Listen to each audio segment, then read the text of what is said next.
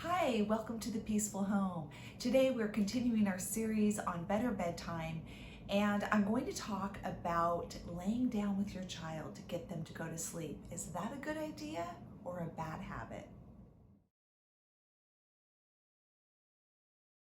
If you're new here, welcome. My name's Teresa Elling, and I am a professional organizer, parenting coach, wife, and homeschool mom to 6 graduated kids. And we talk about all things home and family on this channel. I would love it if you would consider subscribing. And if you enjoy this video, would you hit that thumbs up button? It is so helpful for my channel, and it lets other people know that this is a video worth watching. Getting kids to bed has to be one of the more difficult aspects of parenting. We're all trying to figure out how to get a good night's sleep.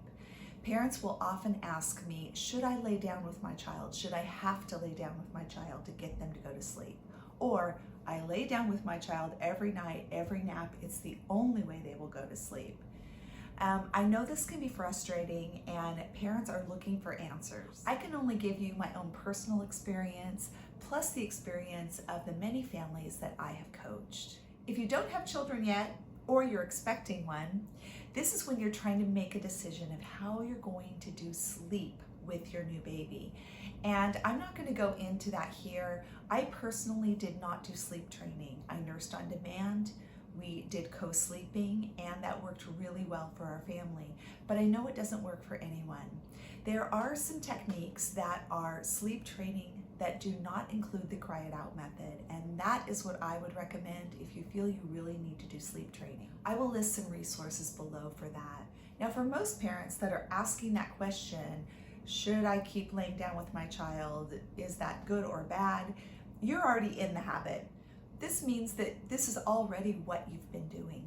So I did just do a video in this series on the magic phrase to help get your child to sleep independently. I will link that below. For me, it is the greatest tip ever on how to get your child to fall asleep alone. But then the question comes, is that really the best thing?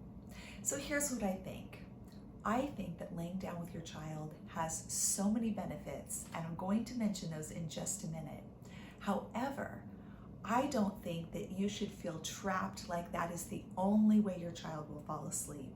And basically, they control the situation. If you get up and leave, then they're going to get out of bed. It means they haven't been trained.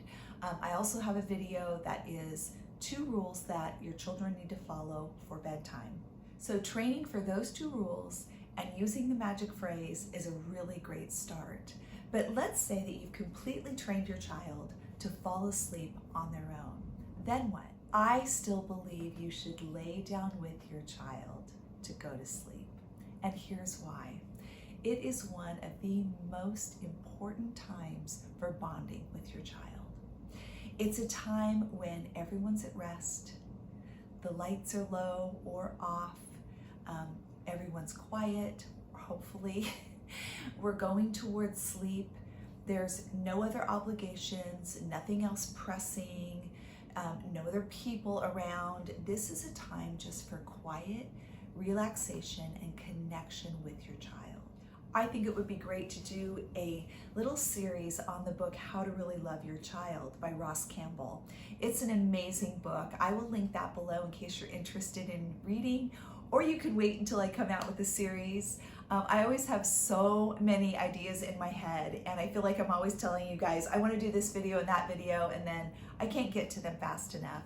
But his book is revolutionary to me. As a therapist, he says the most common complaint of children is that their parents do not love them. Yet, he has never met a parent that did not love their child. So somehow there is a huge disconnect there. And it's a problem that needs to be fixed, and he has 5 ways of connecting and really showing love to your child. It's awesome.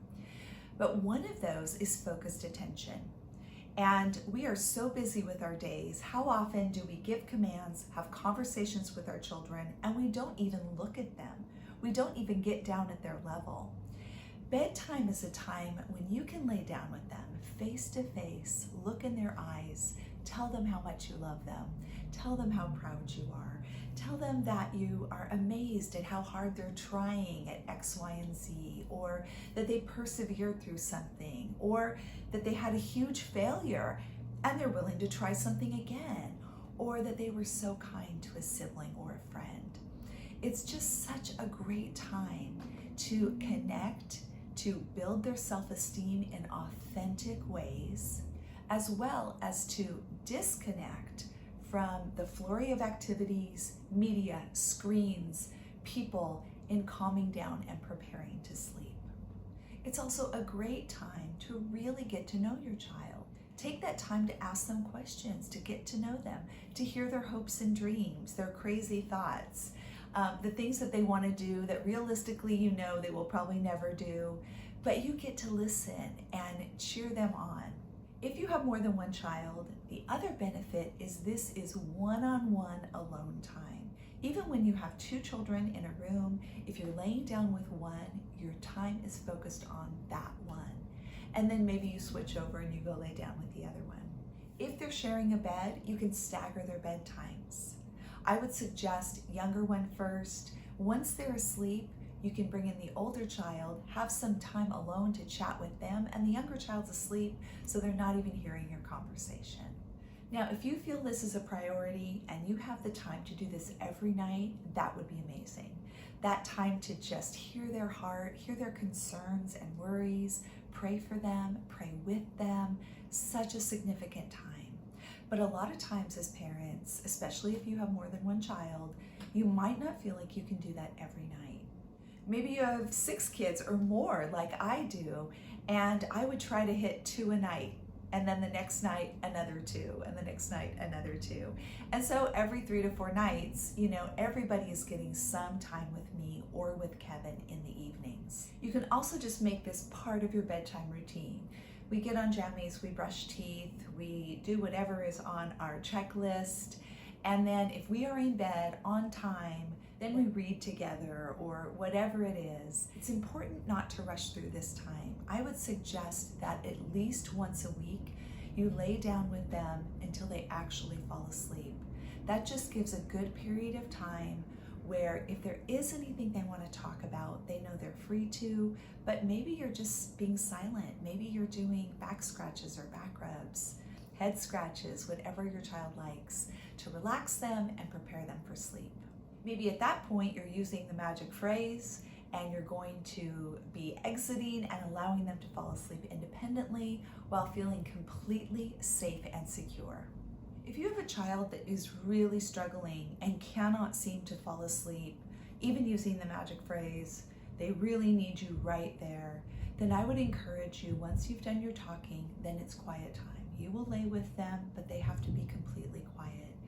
And at that point, it can either be a quiet time for you, time to decompress from your day, time to pray, or if you have work to do and you need to check emails on your phone, you can do that and just let your child know, Mommy has work to do and I'm going to do it right here. I'm not going to leave you, but you have to close your eyes. If you're going to get up, if you're going to open your eyes, if you're going to talk to me, then I'm going to go out for a little bit and I'll come back when you're ready to lay still and quiet for me. And so that's just another option to extend the time where you aren't feeling anxious, like I need to get up and get some work done. You could actually do it while you're in bed with them, but don't let that be the routine every single night where you're actually avoiding that time of connection with your child. I hope this is helpful. As with most things in parenting, there aren't pat answers, just principles that we use to put into place to develop thriving, happy, joyful, obedient children that we can't wait to spend time with. If you have questions, please put them down below. And I would love to hear comments of how you have done this parenting thing, whether you lay down with your child or not, or any other ideas you have regarding bedtime. Thanks so much for joining me today on The Peaceful Home. Have a great day.